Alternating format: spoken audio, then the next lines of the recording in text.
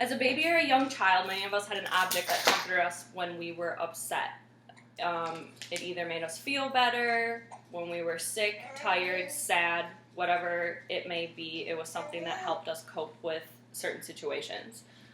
I think it was pretty common for people to be attached to stuffed animals. I know my brothers each had a stuffed animal that they carried around or, liked to have next to them. I was a little different. I had my blanket, which I don't think is too weird or too uncommon, but I think the difference with me was how attached I was to it. So this is my blanket that her name is actually Dee Dee. I did name her, and she was a pretty important part of my life. So the love for my blanket started before I could even walk. Anyone who knows me knows about my Dee Dee.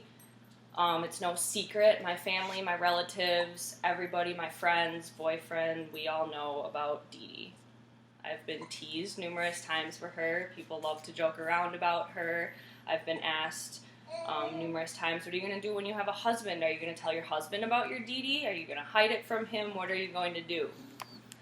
And a funny situation actually about that, when my boyfriend first came over to hang out with me, Dee Dee was sitting on the couch and I kept finding her on the floor, and I would pick her back up and put her back on the couch or wherever we were sitting, and later I would see her again on the floor, and it happened a couple of times before finally I kind of came clean to him about, what is this doing on the floor? Why, I keep putting it back on the couch, why is it ending up on the floor?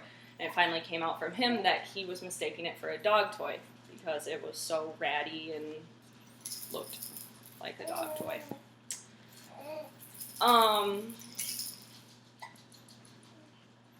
So anybody who knew me knows about my Dee Dee. They know that I was never able to sleep without her if she was missing. We always had to find her before I would go to bed, otherwise I would not be sleeping that night. Sometimes I would take her along in my backpack. I would zip her up in one of the front pockets and take her to school with me. I never told my classmates that I had her in my backpack because that would probably not go over very well with a lot of kids, and they probably would have teased me for bringing my blanket to school. So I never told anybody, but she usually came along for the ride. She became a coping technique for me as a young child and into my adolescence years. You're probably wondering how she helped me.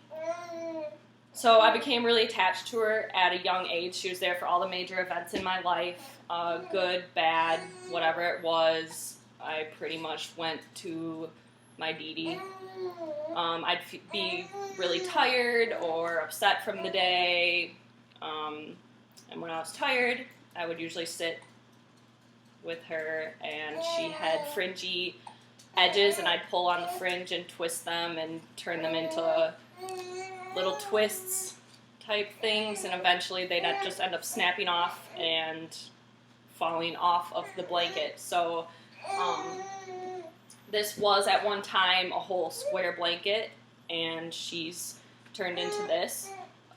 She has broken into many pieces and been retied numerous times. So this is basically all that's left of her.